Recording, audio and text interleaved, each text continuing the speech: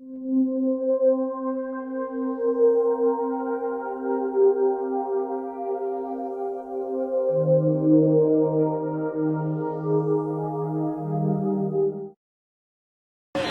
I'm Stewart, executive producer of Neighborhood Chefs, and welcome to a special edition of the show. We're here today at the 2012 The Great Googa Mooga in Prospect Park, Brooklyn.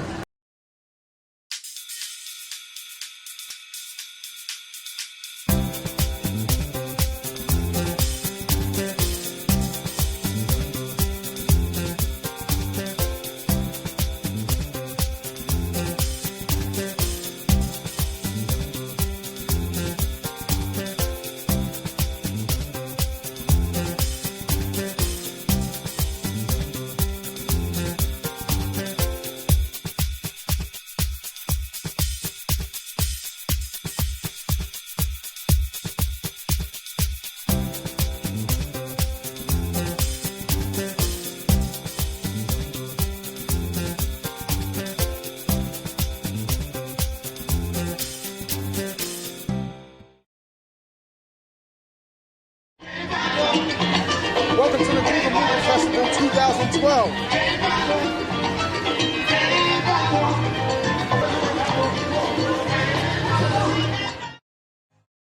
Hey, welcome to Neighborhood Chefs. We're here with Brian Calvert of James Fried Cheesecake Bars. Now, tell me a little bit about the company. What do you make? We have a restaurant in Prospect Heights, so we have a full-service restaurant open for lunch and dinner, and we wanted to do something Brooklyn style, but also fun for the festival. So we serve a lot of cheesecake at the restaurant for dessert. So we thought, let's make cheesecake balls, fry them up, and serve them for the festival. Sounds very interesting. So, what is your goal? Just to make some good food and have some fun, listen to good music. That's pretty much it. And that's what it's all about. And that's what Neighborhood Chefs is all about. Just taste it. The chocolate fried balls, delicious. I recommend checking out James and his product. Si se forma que se forme, tú que sabes mi nombre, a mí no me digas nada. Si se forma que se forme.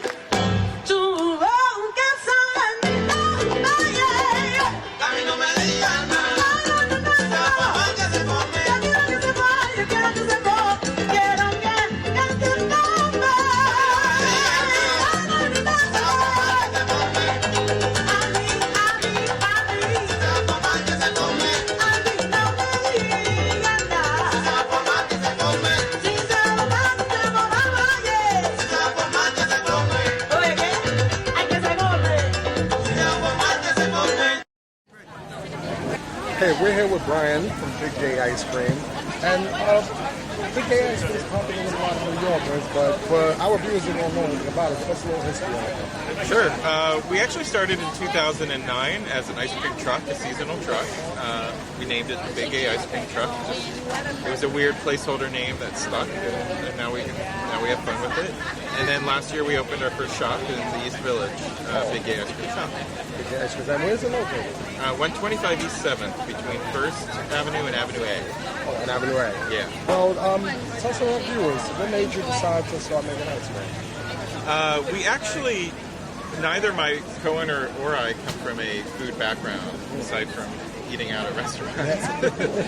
And we had the fortunate opportunity to have an ice cream truck one summer. A friend of my partner's, Doug, she had been driving a truck and sort of a Mr. Softy. Yeah, pretty much a Mr. Softy truck, and asked him if he wanted to do it as well over the summer. They're both musicians.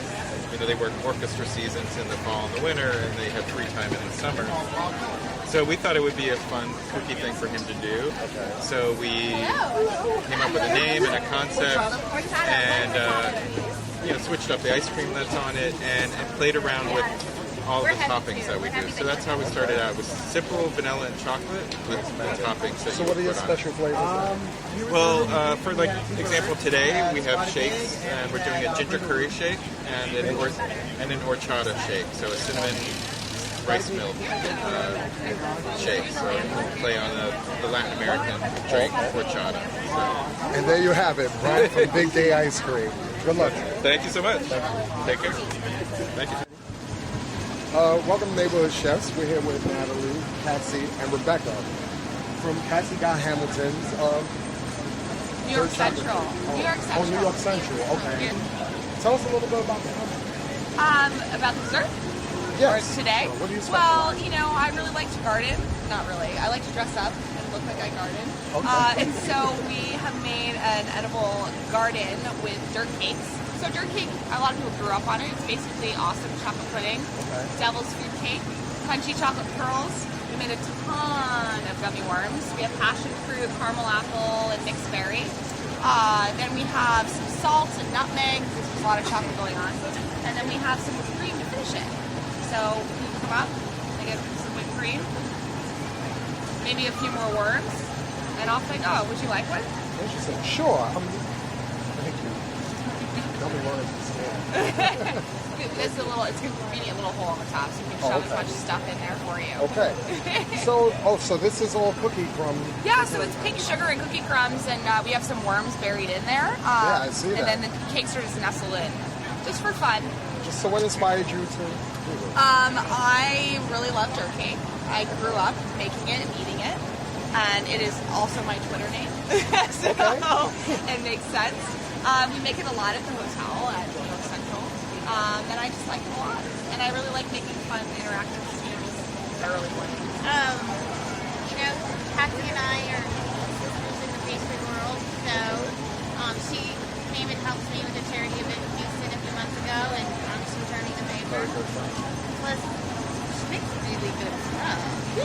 I had one for breakfast. It was delicious. Really, for breakfast? So I work with sushi. her. Yeah. She's my right hand. Okay. And what Helps me keep it inspired you together. to? Be a Did she pastry? inspire you? Yeah, well, yeah. We work hand in hand and, you know, come up with ideas together, and this is her idea, and I'm here to help. Hey? Just kidding. Well, as you see, fun people, fun food. And you know what? We're gonna taste this. Well, I do want to taste the gummy worm first. You know, which is delicious. You made this from scratch. Yeah.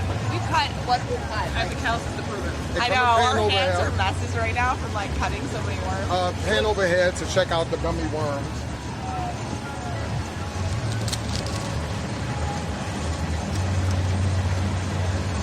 Interesting. And we're gonna taste this bad boy. Dig all the way down. Oh, wow. Everything. It goes deep. A lot of stuff. Slightly indulgent. Slightly. Slightly. Delicious. I love it. I love it. And thank you. Thank you. Nice to meet you. Nice to meet you. And check us out on Neighborhood Chef. Will do. Thank you. Alright, where are we going? Cookies again. Hey, welcome back to Neighborhood Chefs. We're here at Bait with Amy, and she's going to tell us a little bit about her company. So Baked, Matt and Renato are the owners. We've been down in Red Hook for about 5 years now. I myself am a baker there, pastry cook. We're a classic American bakery of cakes and pies and cookie pies, brownies and great brownies. Do you specialize in any particular flavors? Do you have a signature? We are known for our sweet and salty brownie. It has salted caramel mixed in with the batter and then fleur de sel on top. Really good, a little sweet and salty. Sounds good. What inspired you to get into it? I've always been a huge lover of food, grown up being a baker and a cook, and kind of ended up working with these guys, and it's been a great company, a great experience. Oh, that sounds great. Great recipes. So make sure you get down to Red Hook and check out Bait with Amy, because I'm going to try one of these in a little while. Thanks.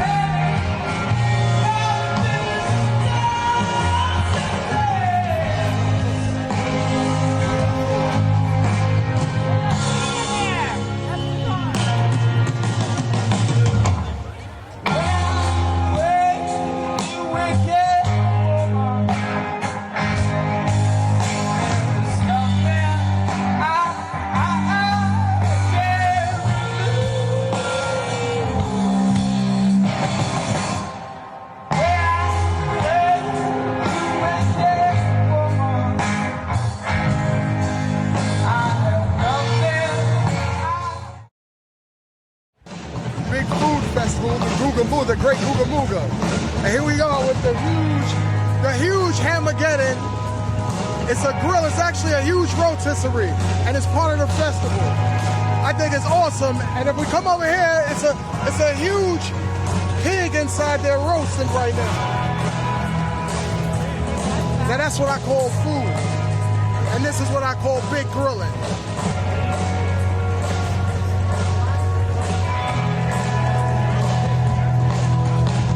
And there you have it. Over here, we have the live music.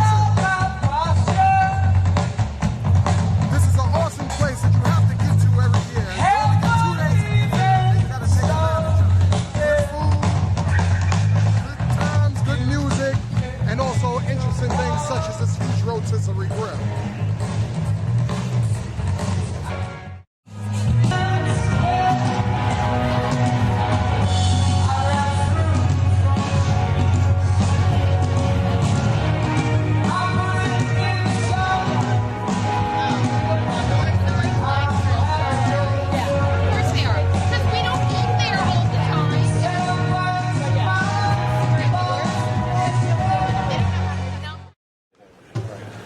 We're here with Charlie Smith, Googa Mooga 2012, and we're here checking out his Hamageddon.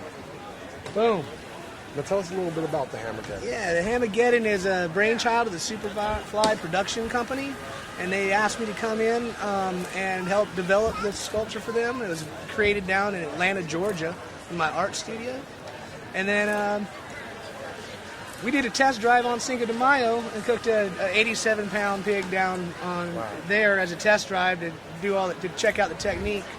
And here we are today, presenting this fine animal to everybody as an exposition. And we'll have some sneak tastes after hours for the crew and some of the. How long did it take to design this? It's, the concept's been in the works for about 8 or 9 months. Okay. And then the actual production of the creature took place over the last 3 months. So it's very fast and very focused. And it's come out wonderful. It's been a great collaboration between their original vision and then my style of craft and my sculptural style. Okay, so I've been building sculpture. I'm a sculptor. You're a sculptor, obviously. And I work based out of Atlanta, Georgia, and I've been having my own company now for 20 years. So I understand you have special effects. Tell my viewers a little bit about that. This evening we are going to have episodes. It's an episodic pigorama. So the pig will start squealing, some sound bites. Smoke will start building from it. The nose will light on fire. The rear end will light on fire. Then the siren will sound, and fire will shoot up from the nostrils and out through the rear end. Okay. In puff, puff, puff, give motions. Yes, I love it. It's a very dynamic creature. So how long does it take naturally a pig to roast them? The thumb is around 10, every 10 pounds is an hour, depending on heights and heats. Okay. So we started off hot, and we're slowing it down now for a nice, slow roast through the afternoon and into the evening. So it's falling off the bone. So when do you cut this stuff? We're going to break it at probably around 9, 8:30 or 9. So you got quite a few hours. Yeah, we got a while. We got a while. There's no hurry when it's come to cook this. It's slow cooking. It's coming from the south. That's right. I love it. Yeah. So that, very clear and concise behavior here. And do you have a location in the city, here in the city, a restaurant? No, I'm a freelance barbecuist. So I was in the restaurant industry in my teens and early 20s, and then it was a decision between culinary and functional or aesthetic visionary work. So I went into it was a choice, because I love food and I love to cook food. So having this opportunity to do this here is really nice. And you're doing a great job with it. Thank you. So it was nice meeting you. It's great to meet you too. And thanks a lot. Make sure to come back tonight for a shot. We will be back. Thank you.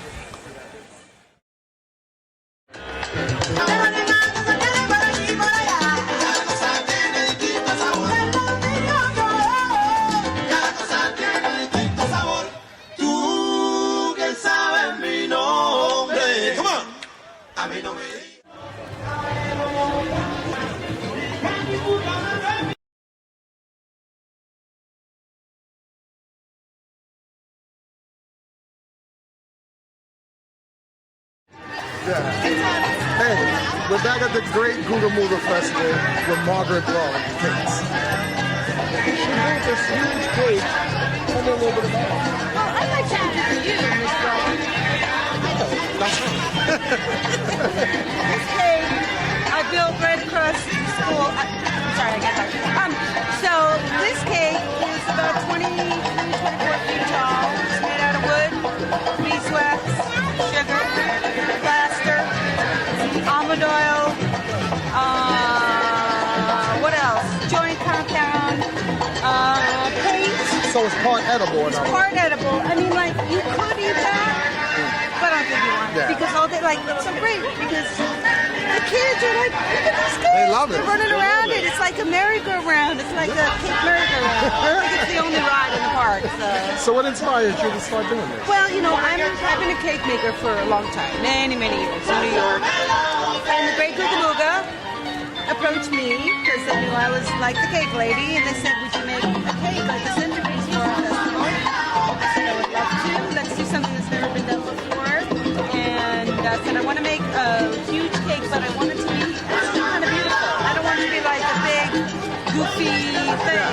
I really want it to be like a sculpture. And so I put a lot of effort into drawing it to scale, and I built to my specs, and I've just been working on it for like almost 2 months. 2 months? Oh, this is awesome. I mean, it caught my eye as soon as we walked in. That's what I wanted it to be awesome, and I wanted it to be awesome, but also like inviting, you know, Yes. not like a big, beautiful, scary. I wanted this to happen, which is like everyone's on it, and no one's like afraid of it. Everyone's touching it, and it's the great. first thing I wanted to do was stand up there and take a picture. Oh, I know. It's really nice to see that because I make cakes in my real life. Yes, and tell me a little bit about your business, your cake business. Okay, so it's me, Margaret Braun, and I make wedding cakes, special occasion cakes, and things for production, just like those big fancy cakes, right?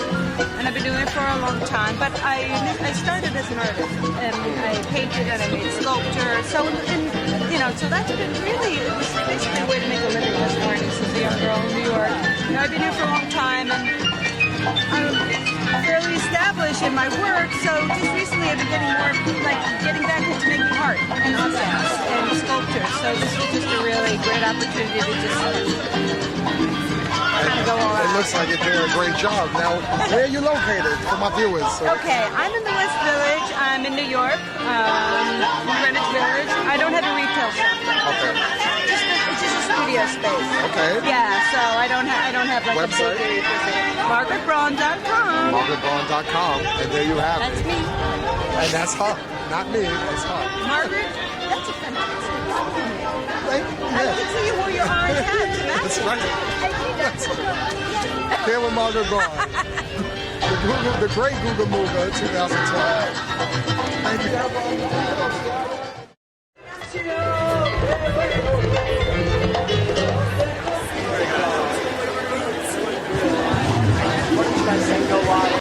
Hey, we're here with Ben from Luke's Lobster, and as you see, the line to this particular vendor is stretching all the way.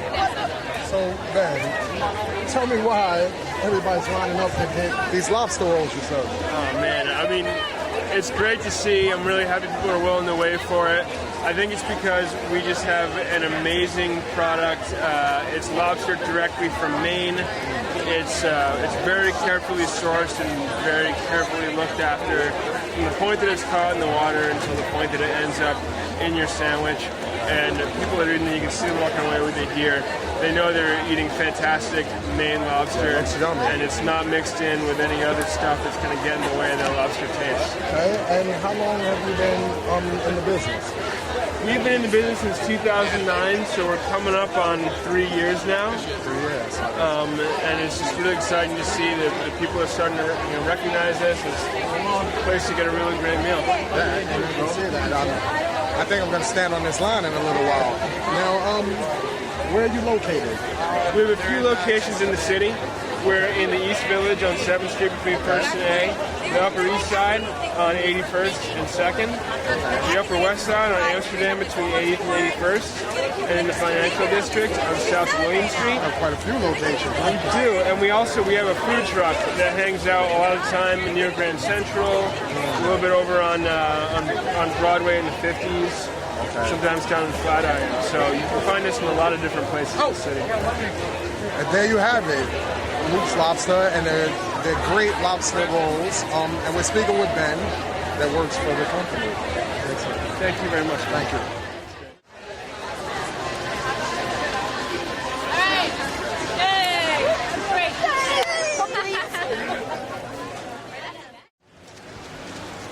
Okay, back at the great Googa Mooga Festival, we're here with someone who needs no introduction. We're here with Coolio. I'm Coolio with the flow, the neighborhood ghetto snack superhero, a.k.a. the ghetto gourmet. Shaka Zulu, man! And you heard it right here. And he has his stand here, cooking with Coolio. And tell us something about your food stand. Well, today I'm going pretty simple with it. This is actually my first food festival. I'm learning. It's a learning process for me. I got a booth that's called Coolio. We're doing soul rolls today. So I kind of see what it is. And how the whole food festival thing works. Okay. So next time I'll be a little bit more involved. I'll probably get here 2 days early. Yeah, 2 days early. Walk whatever staff I got to work with. Walk them through the prep. Okay. I'm not happy with the prep they did today, so okay. I'm gonna go help do the prep tonight. Okay. My soul rolls is actually a mixture of this shredded cabbage, shredded spinach, ground turkey, and cheese. Cheese. And I call it a soul roll. What kind of cheese? It's an egg roll with soul. An egg roll with soul. I prefer sharp cheddar. My mother always said, if you're gonna eat cheese, then it should taste like cheese. It should taste like cheese. Yeah. So is that who inspired you to start cooking? Well, I mean, I learned my basics. I was my mother's galley slave, pretty much. Okay. You know, when I was 8 years old, my mother worked morning shift, and my stepfather worked graveyard, and so my mother had to leave, every morning as he was coming in. When he would come in and go to sleep. I was a severe chronic asthmatic when I was a child, so I always, I got sick a lot. So I had to stay at home from school. But during the day he'd be asleep, so I had to, had to babysit myself. So my mother would make at least something simple, like she'd make me a sandwich, or there was no microwaves. By the way, there was no microwaves back then. My kids been knowing how to use the microwave since they was 5 years old. Okay, yeah. But we didn't have a microwave, so you had to use a stove and the oven.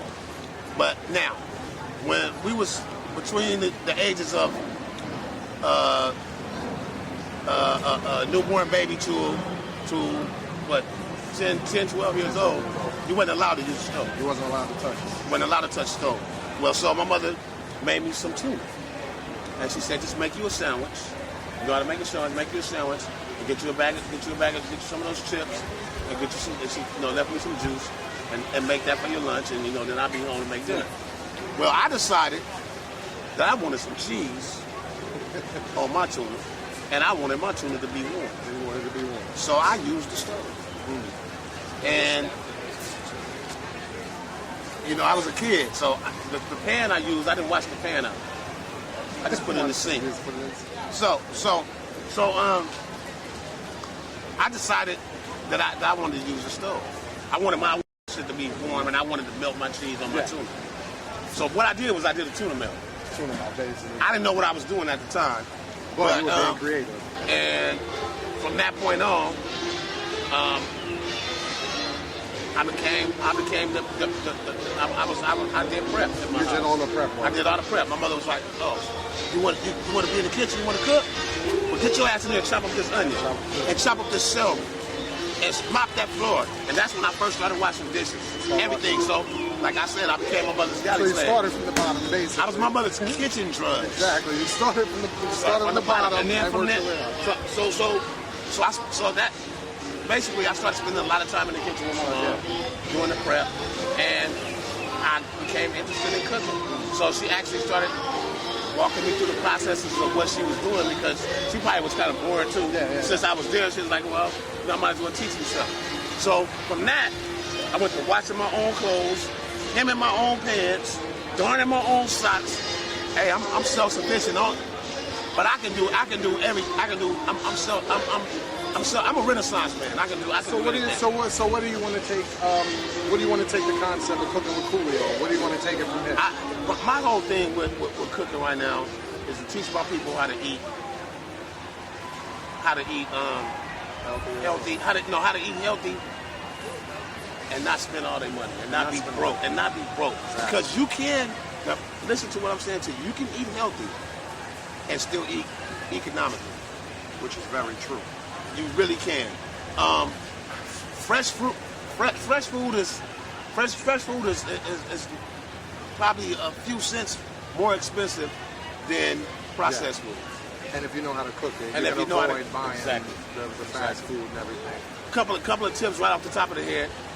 When you go to the store, you buy salt. Don't buy iodized salt. Salt is not naturally iodized. They add iodine to salt.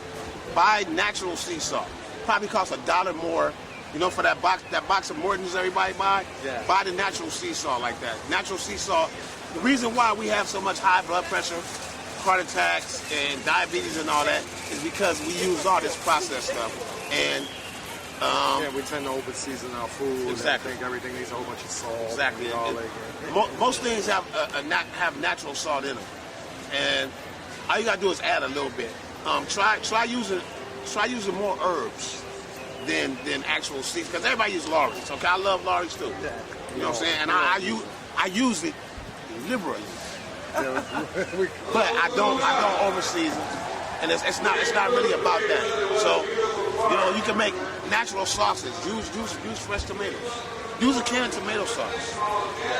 Another thing, a lot of people don't have a lot of time, so a lot of people they don't have somebody at home. So even though everybody, you might want fresh beans, you might want to make your beans fresh, but if you don't have time to make your beans fresh, buy a can of beans.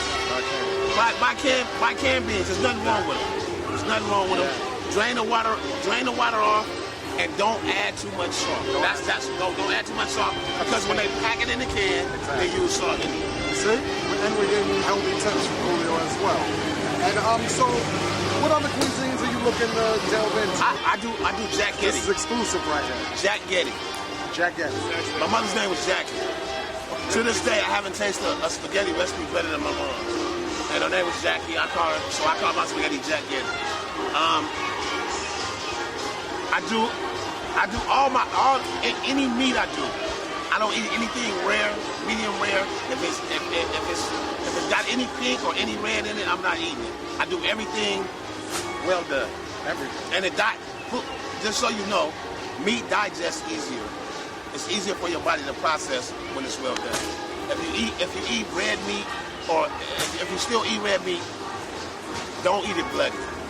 Okay, John Wayne died with 40 pounds of undigested red meat in his bowels, and that contributed a lot to his cancer. We want to get away from red meat right now, but I love me a good steak, a good roast, a good pot roast. I slow cook all my meat. So, you might not have. Okay, this is how you do it. Bag or Tupperware, whatever you got. Hey, you can use a glass pan and put some aluminum foil over it. Just keep it covered. Put it in the refrigerator. Then when you get home, as soon as you walk in the door for work, take it and put it in the oven, wrap it in some aluminum foil, and make sure your meat.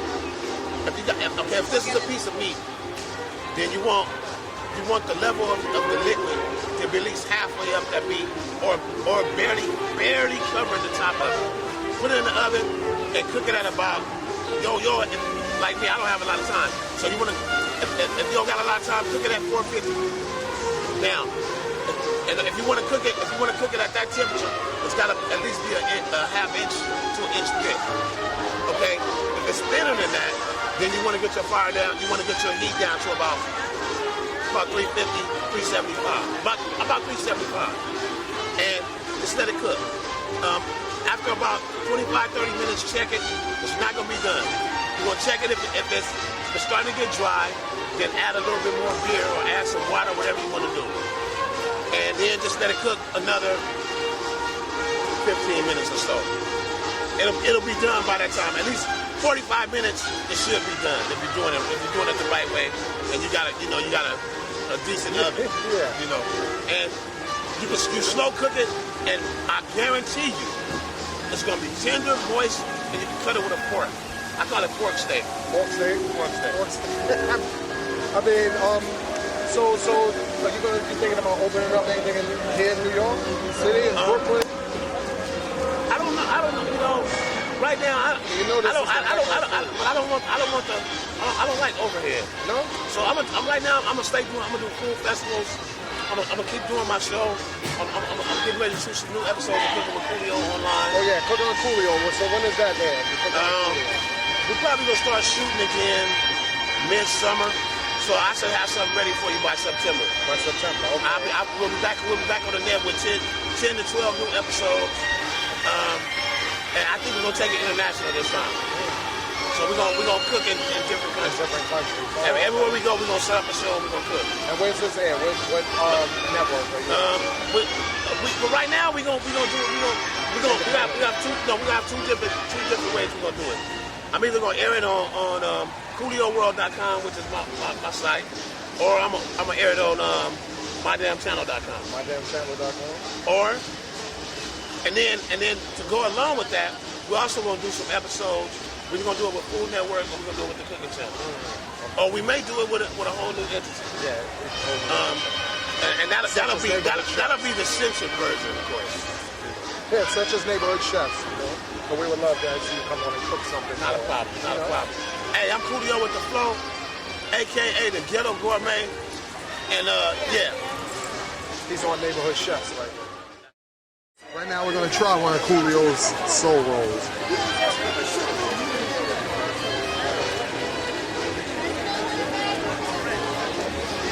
Damn good. Ground turkey, cabbage, assortment of spices. Give Coolio a thumbs up on this one. See you later, Neighborhood Chefs.